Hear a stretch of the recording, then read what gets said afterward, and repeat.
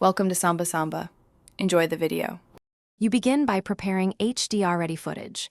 Use log or wide dynamic range clips and confirm your display and export targets support HDR10 or HLG. Once imported into Capcut, create a 10-bit timeline or enable the app's HDR mode if available. This preserves highlight detail. Make sure to set project color space to HDR and keep original bit depth. Then trim and arrange your clips so you work on the final sequence from the outset.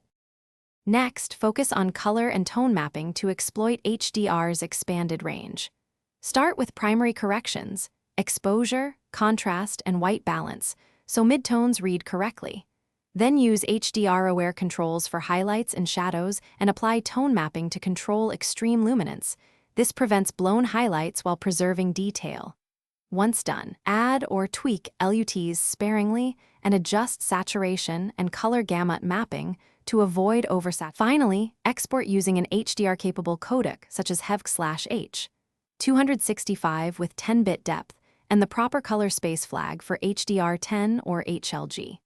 Once exported, test the file on an HDR display and also check an SDR conversion to ensure backward compatibility.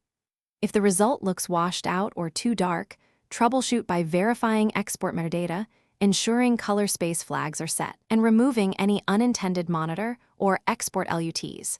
Make sure to re-render only the affected sections after fixes.